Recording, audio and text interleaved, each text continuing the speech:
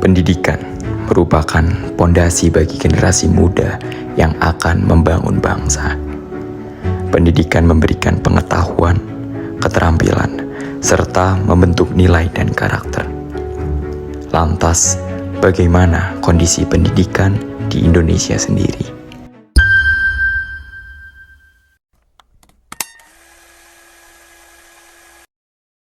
Salah satu penunjang pendidikan adalah terkait aksesibilitas di sekolah. Oleh karena itu, kami melakukan observasi terkait kesetaraan aksesibilitas pendidikan.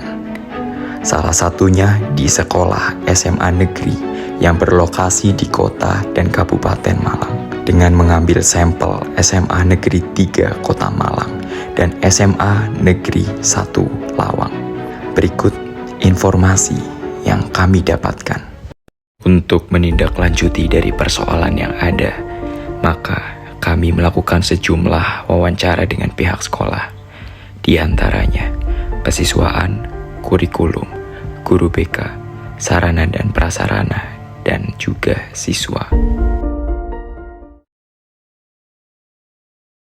Kami bertanya mengenai kurikulum yang digunakan untuk menunjang kegiatan belajar siswa. Satu Lawang ini sendiri kurikulum yang dipakai itu apa, Bu? Kita pakai 2 kurikulum.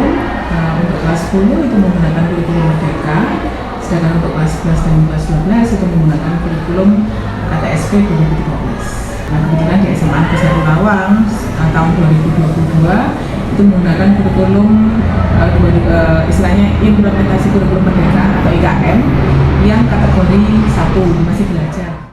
Melihat fasilitas yang dimiliki oleh kedua SMA, berikut sumber pendanaan yang mereka dapatkan.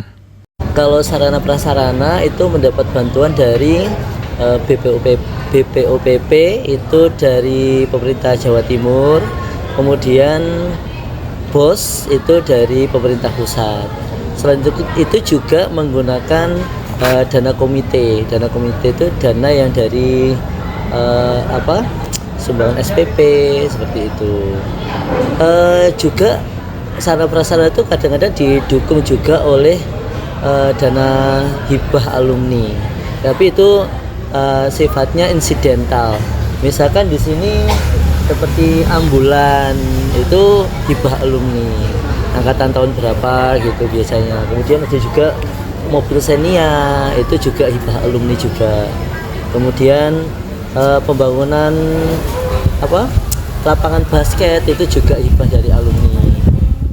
Selanjutnya, dilihat dari segi penerimaan siswa di perguruan tinggi, terdapat perbedaan antara kedua SMA ini. Dari SMA 3 sendiri itu persentase keterimanya itu hampir setiap tahun ya itu 80% lah, entah itu dari jalur SNBP, SNBT ataupun mandiri.